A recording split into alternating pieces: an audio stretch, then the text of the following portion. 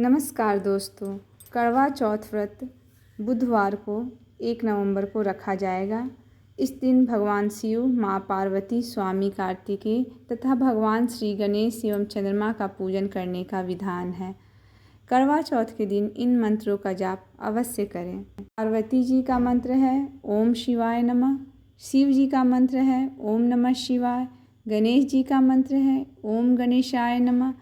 चंद्रमा का पूजन मंत्र है ओम सोमाय नमः और स्वामी कार्तिकेय का मंत्र है ओम सन्मुखाय नमः।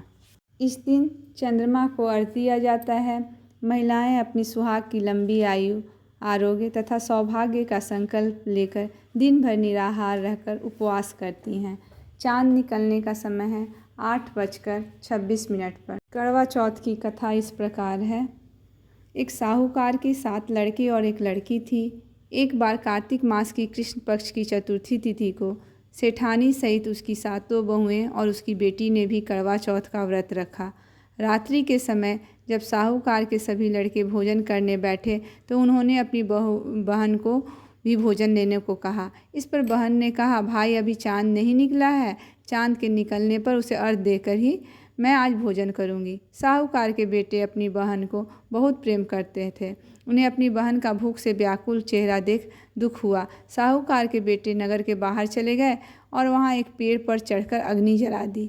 घर वापस आकर उन्होंने अपनी बहन से कहा, देखो बहन, चांद निकल आया है, अब तुम उन्हें अर्घ्य देकर भोजन ग्रहण करो।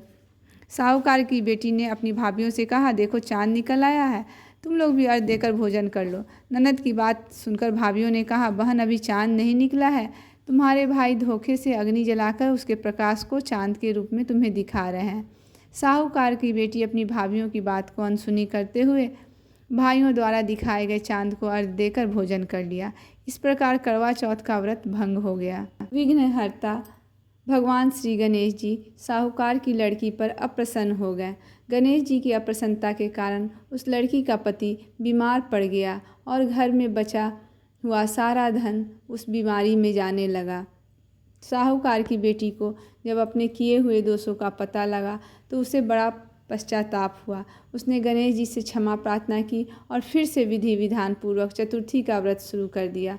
उसने उस उपस्थित सभी लोगों को श्रद्धानुसार आदर किया और सबसे आशीर्वाद ग्रहण किया। इस प्रकार उस लड़की के श्रद्धा भक्ति को देखकर एकदंत भगवान गणेश जी उस पर प्रसन्न हो गए और उसके पति को जीवन दान प्रदान किया। उसे सभी प्रकार के रोगों से मुक्त करके धन, संपत्ति और वैभव से युक्त कर दिया। इस व्रत में कथा का बहुत अधिक महत्व होता है। चांद के दर्शन से पहले करवा चौथ का व्रत कथा का पाठ सुनना चाहे पढ़ना अवश्य चाहिए। जय हो करवा।